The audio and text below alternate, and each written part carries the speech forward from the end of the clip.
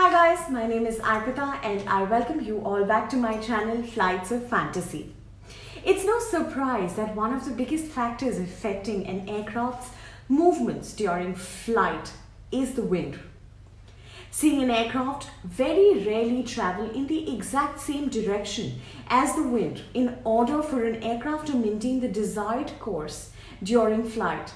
It is necessary to continually compensate for both wind direction and wind speed. Even though an aircraft has its own means of propulsion, the speed and direction of the wind can significantly alter an aircraft's in-flight progress. This is often referred to as the wind effect. Keeping an aircraft on its intended flight path through the air is therefore determined by the forward motion or thrust of the aircraft through the air and the neutral movement of that air. So without wasting any further time guys, let's delve deeper into how the wind affects aircraft performance.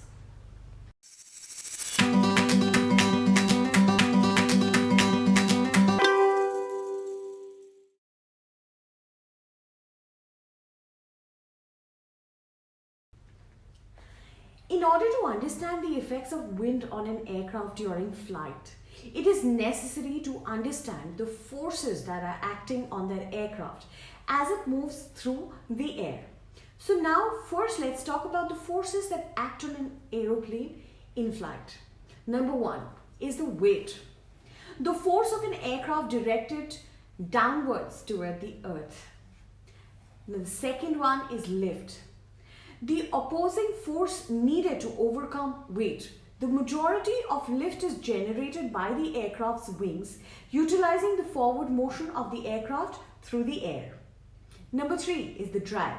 The resistance faced when the aircraft moves through the air. Number four being the thrust. The propulsion required to overcome the drag. Thrust is created traditionally by the propeller or turbine propulsion systems.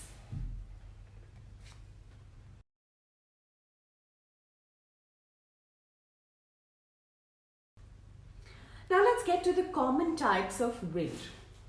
Airplane flying above clouds. When discussing the wind effect, it is important to understand the three broad classifications of wind types. Number one, headwind. Now what exactly is a headwind? A headwind is the wind blowing directly towards the front of the aircraft. A headwind increases drag. The second being tailwind. A tailwind is a wind blowing directly towards the rear of the aircraft. A tailwind assists the aircraft's propulsion systems. The third being crosswinds. Winds blowing in any other direction than a headwind or a tailwind.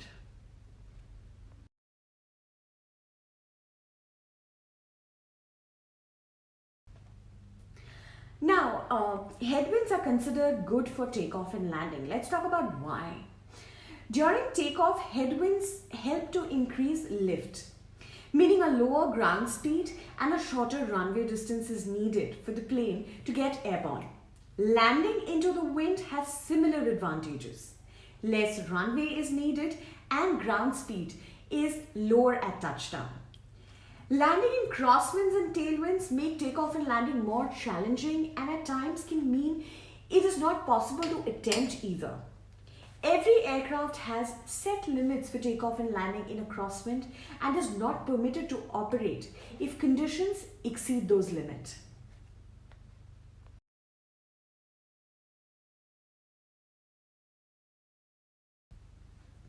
Now, let's see how are these wind and weather conditions considered pre-flight. Now, flight planning is an important part of any flight. Every pilot takes into consideration weather conditions and winds while choosing a suitable flight path or when planning a flight. Now, tailwinds are useful to travel faster and save on fuel as less power is needed to drive the aircraft in the direction it needs to go. Whereas headwinds mean the exact opposite. More fuel is needed and the flight will take more time. A crosswind pushing to the side can cause you to drift, of course. So the plane's direction must be adjusted to keep it moving along the right path despite the wind.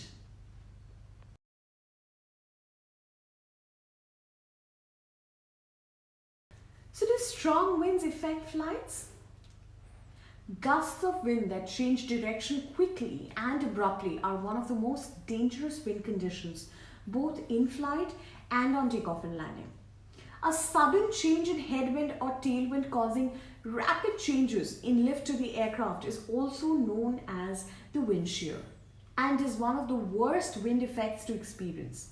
However, pilots are trained to deal with such kind of situations.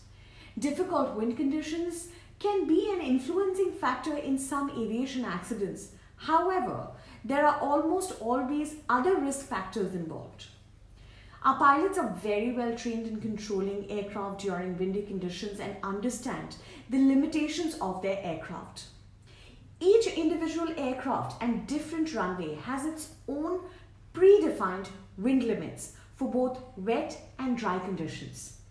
But the pilot has the final decision on whether it is safe to take off or land and fly in such existing conditions.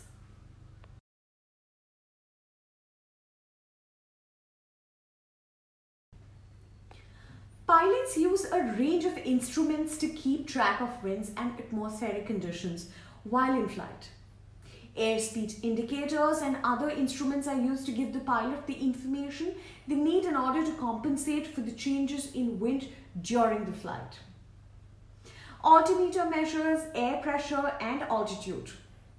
Altitude and heading indicators are used to show the aircraft's orientation and direction, and the vertical speed indicator shows the rate of climb or descent. So this is how the pilot keeps track of the wind effect during the flight.